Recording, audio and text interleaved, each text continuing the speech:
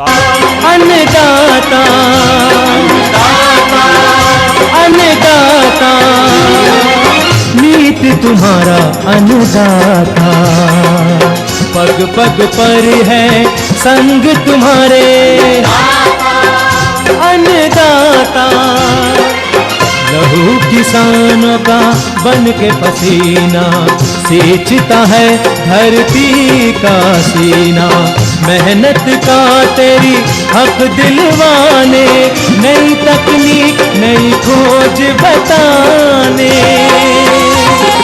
पशुधन को गुणवान बनाना, पौध सुरक्षा को सिखलाना, खेती के सब गुर समझाने, भारत का सरताज बनाने, आठों पहर है संग तुम्हारे अन्नदाता अन्नदाता। नमस्कार, मैं हूं रीनू। आप सभी दर्शकों का अन्नदाता कार्यक्रम में स्वागत करती हूं। हमारे देश का किसान जन का पोषक है, वह श्रम का देवता है, अन्नदाता है, उसमें ही भारत की आत्मा निवास करती है। ऐसे ही किसानों की प्रगति के लिए हम खेती बाड़ी से जुड़ी हुई बहुत सी नई लाभकारी जानकारियां हर रोज सुबह लेकर आते हैं। तो चलिए कार्यक्रम शुरू करने से पहले देखते हैं आज क्या है अन्नदाता में। टमाटर की फसल में कीट रोग नियंत्रण के उपाय।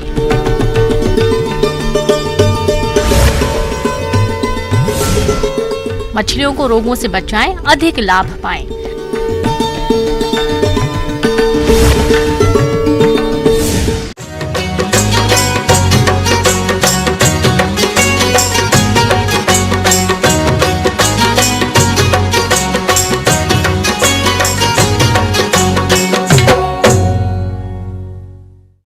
अपने राज्य में टमाटर की फसल बहुत से किसानों ने लगा रखी है और इस समय फसल में कई तरह के कीट रोगों का प्रकोप हो रहा है। ऐसे में किसानों को चाहिए कि वे टमाटर की फसल में लगने वाले कीट रोगों को पहचान कर नियंत्रण के उपाय अपनाएं। तो इस समय टमाटर की फसल में कौन कौन सी कीट रोगों का प्रकोप हो रहा है और इनका नियंत्रण आप किस प्रकार से करें, आइए जानते हैं कृषि विभाग शहडोल के विषय विशेषज्ञ चंद्रभान सिंह बागरी से।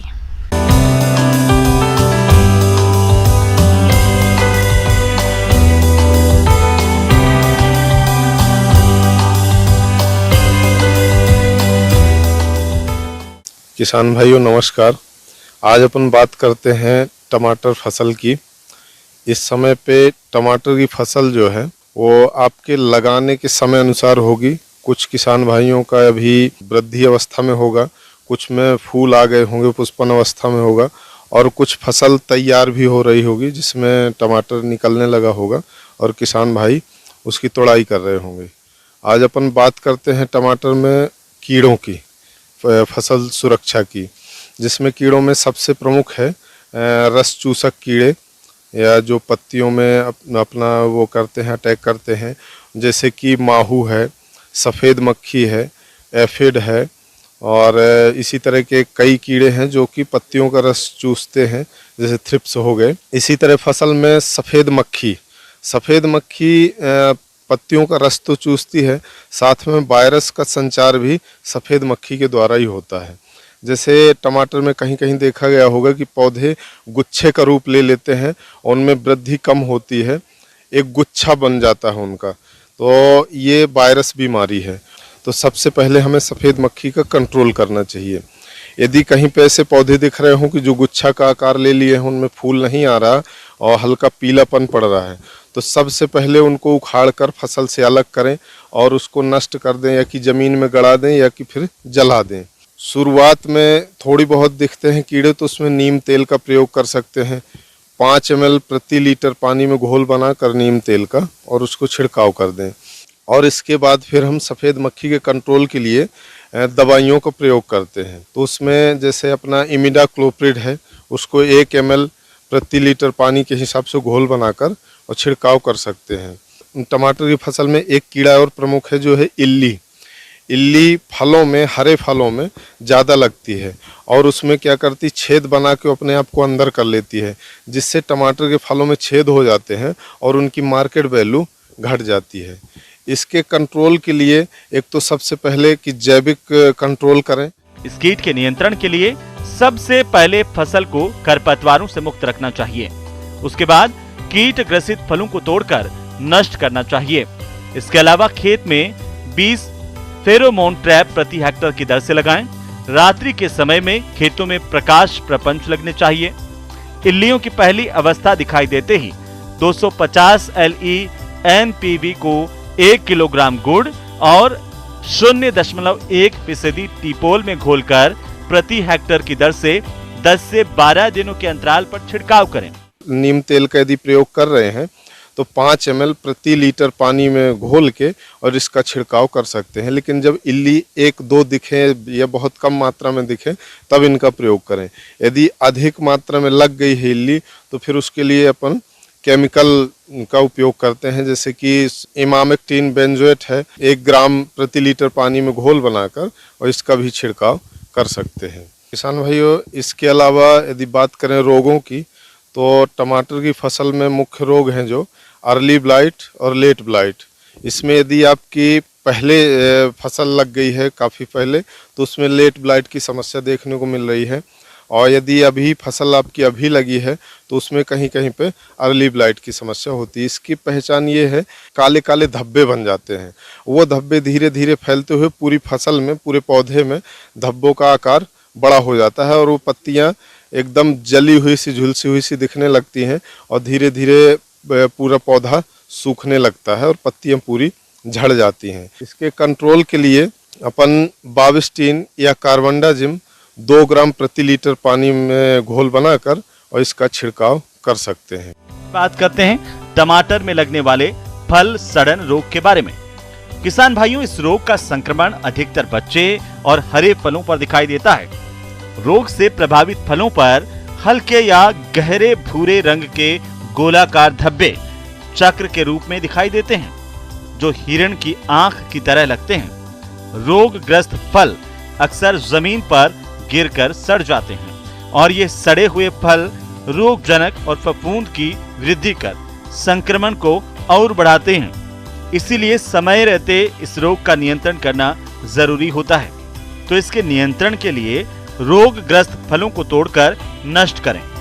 किसान भाइयों, फल सड़न रोग के रासायनिक नियंत्रण के लिए मैंकोजेब या कॉपर ऑक्सीक्लोराइड दवा 2.5 ग्राम प्रति लीटर पानी के हिसाब से घोल बनाकर छिड़काव करें। मेरे द्वारा बताई गई जानकारी को ध्यान में रखकर अपनी खेती की प्रगति करेंगे, अच्छी पैदावार लेंगे। धन्यवाद। किसान भाइयों, अब लेते हैं एक छोटा सा ब्रेक, जल्द लौटेंगे।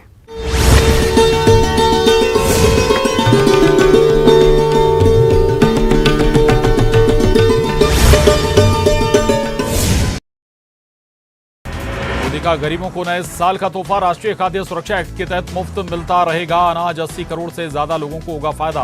हर साल 2 लाख करोड़ रुपए खर्च करेगी केंद्र सरकार। मोदी कैबिनेट का एक और बड़ा फैसला, 1 रैंक 1 पेंशन के फैसले में किया बदलाव। 1 जुलाई 2014 के बाद रिटायर होने वाले लोगों पर लागू होगा 1 रैंक 1 पेंशन योजना। सरकार पर सालाना 8,450 करोड़ रुपए का खर्च। ओमिक्रॉन के नए वेरिएंट BF7 को लेकर भारत सरकार अलर्ट। सभी राज्यों को दिशा निर्देश जारी। टेस्ट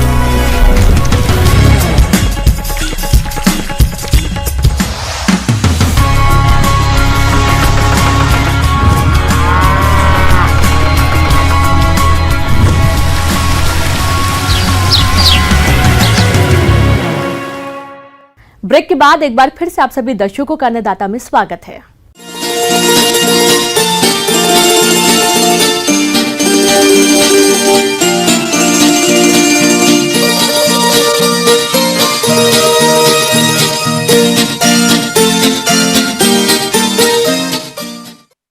प्रदेश के जो किसान भाई मछली पालन करते हैं, उनकी मछलियां सही प्रबंधन के अभाव में कई रोगों की चपेट में आ जाती हैं और मरने लगती हैं।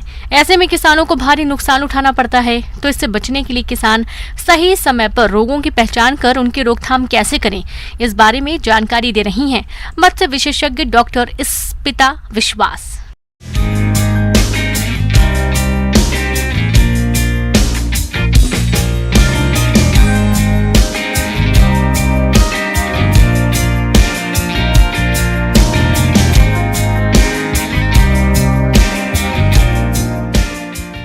नमस्कार किसान बंधुओं, जैसे कि आपको पता है अभी जाड़ा का मौसम आ ही चुका है और जैसे कि आप जानते ही हैं कि मछली एक जलीय जीव है और साथ ही साथ उसका जो वातावरण के साथ उसका अनुकूल होना बहुत ही उचित है। जबकि तापमात्रा जाड़ा के समय जब निम्न तापमात्रा बन जाता है तो मछली के वृद्धि में और साथ ही साथ उसके रोग ग्रस्त भी शुरू हो जाता है। अब आप ये पूछेंगे कि जब आप मछली पालन करते हैं तो उस समय अगर आप मछली डालते हैं इसी समय तो आपका जो विकास है मछलियों में वो बहुत ही कम मिलेगा आपको। वो इसी कारण क्योंकि आपका जो जलीय या पर्यावरण है उसका अब परिस्थिति बदलते रहते हैं और साथ ही साथ जो तापमात्रा में जो बदलते मौसम में जो तापमात्रा भी नीचे आ जाता है, इसके कारण मछली नीचे तली ज़मीन में आ जाता है क्योंकि ऊपरी सतह के पानी बहुत ही ज़्यादा ठंडा होता है। मछलियां भी अन्य प्राणियों के समान प्रतिकूल वातावरण में रोगग्रस्त हो जाती हैं। रोग फैलते ही संचित मछलियों के स्वभाव में प्रत्यक्ष अंतर आ जाता है। जैसे बीमार मछली समूह में न रहकर किनारे पर अलग थलग दिखाई देती है, वे शिथिल हो जाती है, बेचैनी में अनियंत्रित तैरती है, कई बार मुंह खोलकर बार बार वायु अंदर लेने का प्रयास करती है। शरीर तथा गलफड़े फूलना, शरीर की त्वचा फटना और उससे खून आना आदि लक्षण दिखाई देते हैं। अगर मछलियों में होने वाले इन रोग के कारणों की बात करें तो तालाब का कुप्रबंधन, पानी की गुणवत्ता, तापमान, पीएच, ऑक्सीजन, कार्बन डाइऑक्साइड आदि की असंतुलित मात्रा मछली के लिए घातक होती है। कई बार रोगजनक जीवाणु और विषाणु पानी में रहते हैं। जब मछली प्रतिकूल परिस्थिति में कमजोर हो जाती है तो उस पर जीवाणु या फिर विषाणु आक्रमण करके रोग ग्रसित कर देते हैं, जिससे मछली की बढ़वार रुक जाती है तथा कालांतर में तालाब में मछली मरने भी लगती है। और इसी समय मान लीजिए 15 दिसंबर से जनवरी तक इसी समय एक रोग यानी एपिजोटिक अल्सरेटिव सिंड्रोम, जो कि आप लाल घाव के नाम पे भी जानते हैं, तो ये रोग बहुत ही ज़्यादा परिमाण मात्रा में मिलता है और इसी रोग को आप लोगों को नियंत्रण करना है। आप घरेलू पद्धति में भी इसको नियंत्रण कर सकते हैं या फिर आप इसको कुछ दवाई के ज़रिए भी नियंत्रण कर सकता है। ICAR सिफा के द्वारा सिफैक्स नामक एक दवाई मिल रहा है मार्केट में, उसको आप 1 लीटर दवाई आप प्रति हेक्टेयर में उसको डाल सकते हैं घुलित अवस्था में, और नहीं तो आप जर्मेडिन 20 400 ml प्रति एकड़ में भी इस्तेमाल कर सकते हैं। ये दोनों दवाई आपको मार्केट में मिल जाएगा।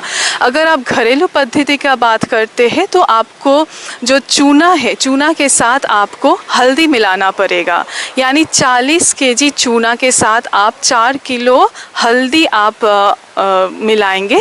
मिलाने के वो प्रति एकड़ में आपको उसको देना पड़ेगा, प्रयोग करना पड़ेगा आपके तालाबों के पानी पे। ये बात हमेशा ध्यान रखिए, जब भी आप घरेलू पद्धति को जब आप उपचार के रूप से इस्तेमाल करते हैं तो हमेशा ये ध्यान रखें कि आपका मछली में रोगग्रस्त है कि नहीं। अगर रोगग्रस्त ज़्यादा मात्रा में है तो आपको हर 1 हफ्ते के अंतराल में ही ये घरेलू पद्धति को आपको इस्तेमाल करना पड़ेगा। इसका असर धीरे धीरे होगा और आपका रोगग्रस्त से आपको ये बहुत ही ज़्यादा कम हो जाएगा। ड्रॉम्पसी रोग, ये रोग उन पोखरों में होता है जहां पर्याप्त भोजन की कमी होती है। इसमें मछली की धड़ उसके सिर के अनुपात में काफी पतला हो जाता है और दुर्बल हो जाता है। मछली जब हाइड्रोफिला नामक जीवाणु के संपर्क में आती है तो ये रोग होता है। प्रमुख लक्षण शल्कों का बेहद अधिक मात्रा में गिरना तथा पेट में पानी भर जाता है। इसकी रोकथाम के लिए मछलियों को पर्याप्त भोजन देना व पानी की गुणवत्ता बनाए रखना चाहिए। पोखर में 15 दिन के अंतराल में 100 किलोग्राम प्रति हेक्टेयर की दर से चूना डालें। और एक चीज़ कर सकते हैं आप खाने के साथ में भी, क्योंकि अभी मछली में खाने भोजन की मात्रा कम हो जाएगा, तो देखिएगा अगर आपके पास धूप नहीं है या फिर छाया बादल छा गया है या क्योंकि अभी दिन के जो लंबाई है वो भी घट रहा है और साथ ही साथ जो तीव्रता है, जो हम लोग का रोशनी का जो तीव्रता है वो भी धीरे धीरे कम में हो रहा है। इस समय मछली ज़्यादा भोजन करना पसंद नहीं करते हैं, तो आप क्या कीजिएगा, हर 100 मिलीग्राम आप टेरामाइसिन या सल्फाडाइजिन ये आप दवाई ले सकते हैं। उसको आप खाने के साथ, आपका जो भोजन है उसको साथ आप मिला सकते हैं। मिलाने के बाद आप मछलियों में प्रयोग कीजिए। और चौथा, आप 200 किलोग्राम भाखड़ा चूना प्रति एकड़ भी आप इस्तेमाल कर सकते हैं ताकि वो एक प्रिवेंटिव मेजर की तरह काम करे। तो इसी 4 पहलुओं के ऊपर आप लोग ज़्यादा नजर दीजिए। आगे और भी है खेती बाड़ी से जुड़ी बहुत सी रोचक जानकारियां। यहां रुकेंगे एक और छोटे से ब्रेक के लिए।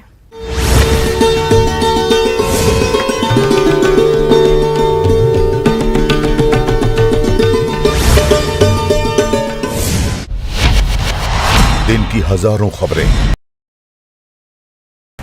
मोदी का गरीबों को नए साल का तोहफा, राष्ट्रीय खाद्य सुरक्षा एक्ट के तहत मुफ्त मिलता रहेगा अनाज। 80 करोड़ से ज्यादा लोगों को होगा फायदा।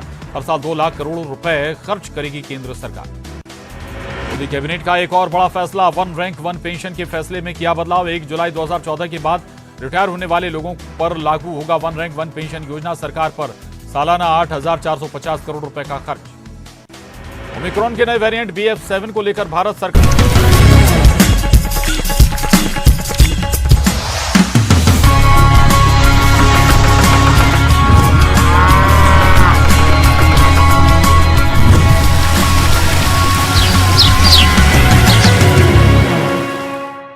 ब्रेक के बाद एक बार फिर से आप सभी दर्शकों का अन्नदाता कार्यक्रम में स्वागत है।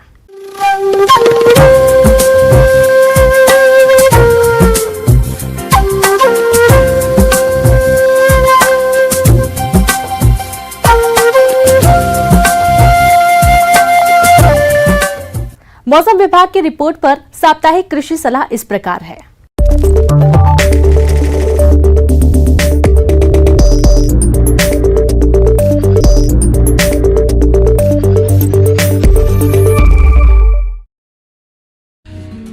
ग्रामीण कृषि मौसम सेवा, भारत मौसम विज्ञान विभाग, इंदिरा गांधी कृषि विश्वविद्यालय रायपुर द्वारा भेजे गए मौसम पूर्वानुमान रिपोर्ट के आधार पर जिला कोरिया और इससे लगे जिलों के किसान भाइयों को सलाह दी जाती है कि वर्तमान समय में तापमान में आई कमी को ध्यान में रखते हुए आलू, मटर, टमाटर, मक्का, गेहूं, पपीता और सब्जियों वाली फसलों को कम तापमान से बचाने के लिए खेतों में उपयुक्त नमी बनाए रखें। गेहूं की फसल यदि 21 दिन की अवस्था में है तो पहली सिंचाई आवश्यक रूप से करें। सिंचाई के बाद यूरिया का छिड़काव करें। यदि गेहूं की फसल में चौड़ी पत्ते वाले खरपतवार हों तो उसके नियंत्रण के लिए 2,4-D नामक खरपतवारनाशी का लगभग 600 ग्राम मात्रा सक्रिय तत्व प्रति हेक्टेयर की दर से बुआई के 30 से 35 दिन बाद पानी में घोल बनाकर छिड़काव करें। चने की फसल में विल्ट बीमारी से बचाव के लिए ट्राइकोडर्मा से बीज को उपचारित करके बुआई करें। चने के जिन खेतों में उकठा एवं कॉलर रट बीमारी का प्रकोप प्रतिवर्ष होता है वहां चने के स्थान पर गेहूं, तिवड़ा या अलसी की बुआई करें, अर्थात फसल चक्र अपनाएं। बीज की मात्रा 75 से 80 किलोग्राम प्रति हेक्टेयर एवं राइजोबियम कल्चर 6 से 10 ग्राम तथा ट्राइकोडर्मा पाउडर 6 से 10 ग्राम प्रति किलोग्राम बीज की दर से उपचारित करें। समय पर बोई गई चने की फसल जब 15 से 20 सेंटीमीटर की ऊंचाई होने या 30 से या 35 से 40 दिन की होने पर खुटाई अवश्य करें। चना की फसल में पहली सिंचाई बुआई के 40 से 45 दिन बाद करनी चाहिए। सरसों की फसल में पहली सिंचाई बुआई के 25 से 30 दिनों के बाद करनी चाहिए। पहली सिंचाई के बाद नाइट्रोजन की दूसरी मात्रा का टॉप ड्रेसिंग करनी चाहिए। पिछले कुछ दिनों में बादल छाए रहने के कारण सरसों में एफिड कीट के प्रकोप की संभावना बढ़ जाती है। अतः किसान भाइयों को सलाह दी जाती है कि फसलों की सतत निगरानी करें और अधिक प्रकोप होने की स्थिति में कार्बेरिल का 2 किलोग्राम प्रति हेक्टेयर की दर से छिड़काव करें। आलू की जो फसल 30 दिनों की हो गई है उसमें मिट्टी चढ़ाकर यूरिया का छिड़काव 50 किलोग्राम प्रति एकड़ की दर से करें। झुलसा रोग की नियमित रूप से निगरानी करते रहें। फसलों में झुलसा रोग का प्रकोप दिखाई देने पर इससे बचाव के लिए 2 ग्राम मैंकोजेब फफूंदीनाशक दवा का प्रति लीटर पानी की दर से घोल बनाकर छिड़काव करें। जरूरत के हिसाब से 10 से 15 दिनों के अंतराल पर सिंचाई करते रहें। मटर की फसल में चूड़ी फफूंदी रोग की निगरानी करते रहें। इस रोग में पत्तियों, फलों और तनों पर सफेद चूर्ण दिखाई पड़ता है। इस रोग से बचाव के लिए फसल में सल्फेक्स दवा 3 ग्राम प्रति लीटर पानी के हिसाब से घोल बनाकर छिड़काव करें। कम तापमान के प्रभाव से दुधारू पशुओं के दूध उत्पादन में प्रभाव पड़ सकता है। दुधारू पशुओं को नियमित रूप से दाने के साथ कैल्शियम भी खिलाएं। पशुओं को रात में खुले स्थानों पर नहीं रखें। बिछावन के लिए सूखी घास या राख का उपयोग करें। समुचित दुग्ध उत्पादन के लिए मवेशियों को प्रतिदिन 25 से 30 ग्राम मिनरल मिक्सचर एवं 50 ग्राम नमक जरूर खिलाएं। बछड़ों को धूप में अवश्य निकालें। बकरियों की सुरक्षा करें। बकरियों को हरा चारा, साफ पानी एवं सूखे स्थान में बांधें एवं परजीवियों से बचाव के उपाय को अपनाएं। मुर्गियों को रानीखेत बीमारी से बचाने के लिए पहला टीका F1 7 दिनों के अंदर एवं दूसरा टीका R2B 8 सप्ताह की उम्र में लगवाएं।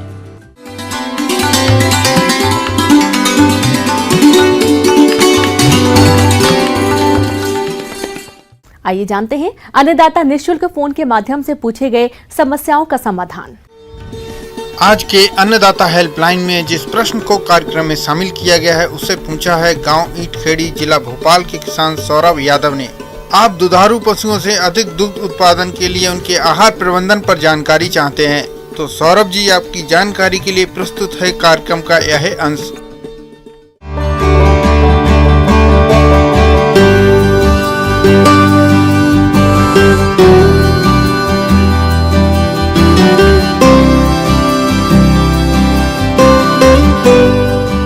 शीत ऋतु में डेयरी व्यवसाय को आप किस तरह से बहुत अच्छे से मैनेज कर सकते हैं। गौवंशी हो या भैंसवंशी, इन पशुओं की देखरेख आप जो अत्यधिक ठंड पड़ती है उस समय कैसे करें।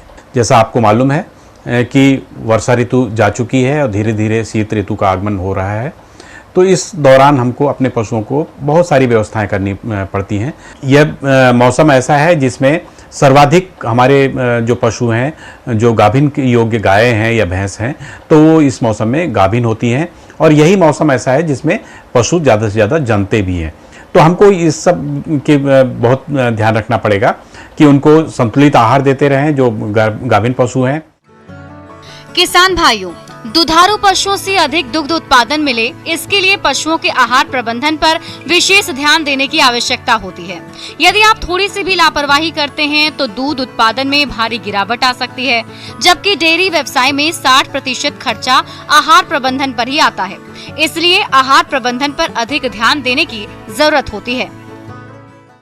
जो पशु हैं, खासतौर से जो ज़्यादा दुग्ध उत्पादन क्षमता वाले जानवर हैं, उनके चारा दाना की व्यवस्था आवश्यक होती है, क्योंकि बरसात निकलने के बाद घास और हरा चारा काफ़ी प्रचुर मात्रा में उपलब्ध होता है। हरा चारा जो शीत ऋतु में सबसे ज़्यादा उपलब्ध होता है वह है बरसीम, लूसर्न और जई। इसकी मात्रा आप जैसे जैसे बढ़ाएंगे आपको खाद्य पदार्थ की जो खर्चीला होता है कंपैरेटिवली, उससे आपको थोड़ा सा राहत मिलेगी। तो वह हम ये देखें कि एकदम से हम हरा चारा उसको बहुतायत में ना खिलाएं, नहीं तो उसको अपच और खासतौर से आफरा की समस्या बहुत ज़्यादा होती है। किसान भाइयों, आप अपने पशु को हरा चारा और सूखा चारा मिलाकर खिलाएं। दुधारू पशुओं को 10 किलोग्राम सूखा और 30 किलोग्राम हरा चारा प्रतिदिन खिलाएं, जिससे पशु को अपच की समस्या से बचाया जा सकता है। तो धीरे धीरे आप दें। कुछ आपको दाना मिश्रण तैयार करके रखना पड़ेगा, उसमें समावेश करके रखना पड़ेगा। पशुपालक भाइयों, घर पर 100 किलोग्राम संतुलित आहार मिश्रण तैयार करने के लिए मक्का या जौ 40 किलोग्राम, मूंगफली की खली 20 किलोग्राम, दालों की चूरी 17 किलोग्राम, चावल की polish 20 kilogram, mineral mixture 2 kilogram, साधारण नमक 1 किलोग्राम, इन सभी अवयवों को अच्छी तरह मिलाकर सूखे स्थान पर भंडारित करें तो पशुपालक भाइयों, इस तरह आप संतुलित आहार मिश्रण स्वयं घर पर तैयार करके अपने पशुओं को खिला सकते हैं और अधिक दूध उत्पादन ले सकते हैं। अब बात करते हैं पशुओं को आहार खिलाते समय क्या क्या सावधानियां रखी जानी चाहिए जिससे पशुओं का स्वास्थ्य ठीक बना रहे। इन पहलुओं पर खासकर ध्यान देने की जरूरत होती है। खास बात ध्यान रखें, दाना को हमेशा उसको क्रश करके दें, बारीक नहीं लेकिन क्रश करके दें। जो डंठल वाले रेशेदार वाले घास हैं, चाहे बरसीम हो, लूसर्न हो, इनको आप कट करके दें ताकि वह उसकी डाइजेस्टिबिलिटी बढ़े, पाचनशीलता बढ़ेगी, स्वादिष्ट होगा और पशु को ज़्यादा लगेगा। और साथ ही साथ इस मौसम में कुछ पैलेट फॉर्म में भी फूड आते हैं हमारे पशुओं के लिए, तो वो भी समय समय पर खिलाते रहें तो उससे उसके जो और भी बैलेंस हो जाएगा उसका दाना और पानी। सर्दियों में पशुओं को संतुलित आहार देने से जहां पशुओं का स्वास्थ्य अच्छा रहता है, वहीं बीमारियों से भी दूर रहता है और दुग्ध उत्पादन में भी वृद्धि होती है। हरे चारे के साथ संतुलित आहार नियमित रूप से कम एक दिन में 3 बार दिया जाना चाहिए। किसान भाइयों, 2.5 लीटर दूध देने वाली भैंस को 1 किलो आहार देते हैं। 3 लीटर दूध देने वाली गाय को भी 1 किलो आहार देते हैं। जीवन निर्वाह हेतु गाय को 1.5 किलो व भैंस को 2 किलो दाना मिश्रण अतिरिक्त प्रतिदिन देना चाहिए। इसके साथ ही गर्भित पशु को 1 किलो दाना और 50 ग्राम कैल्शियम अतिरिक्त रोजाना देते हैं। इससे पशुओं को सर्दी से बचाव में बहुत अधिक मदद मिलती है। पशु को दाना मिश्रण खिलाते समय ये ध्यान रखें कि दाना फफूंदी रहित होना चाहिए। सर्दियों में कम पानी पिलाने से भी पशु के स्वास्थ्य और दुग्ध उत्पादन क्षमता पर प्रभाव पड़ता है। पशु विशेषज्ञों के अनुसार 24 घंटे में कम से कम 3 बार ताजा व स्वच्छ पानी पशु को अवश्य पिलाना चाहिए। आशा है कि आपको मेरे द्वारा आज दी गई हुई जानकारी से लाभ प्राप्त होगा। आप अपने दुधारू पशुओं का प्रबंधन बहुत अच्छे से कर पाएंगे, खासतौर से इस बदलते मौसम में।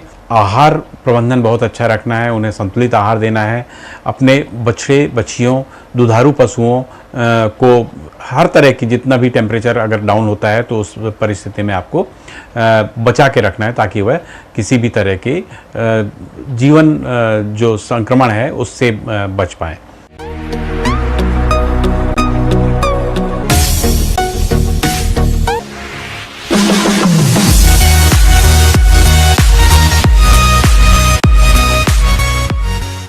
एक नजर डालते हैं राज्य के कुछ मंडियों के प्रमुख फसलों के बाजार भाव पर।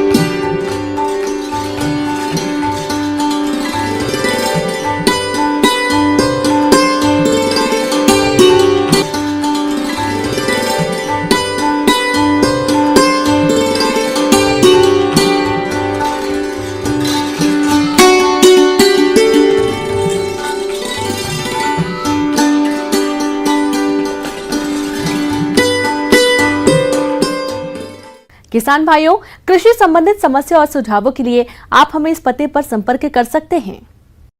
प्रोड्यूसर अन्नदाता news 18 Madhya Pradesh Chhattisgarh, Ramoji film city Hyderabad 501512। साथ ही आप हमें ईमेल भी कर सकते हैं। हमारा ईमेल है p18annadatamp@nw18.com। इसके अतिरिक्त आप हमें निःशुल्क हेल्पलाइन नंबर 1800889216 पर सोमवार से शनिवार सुबह 10 बजे से शाम 4 बजे के बीच संपर्क कर सकते हैं। अब समय हो रहा है आपसे विदा लेने का। कल फिर मुलाकात होगी कृषि से जुड़ी महत्वपूर्ण जानकारियों के साथ। नमस्कार।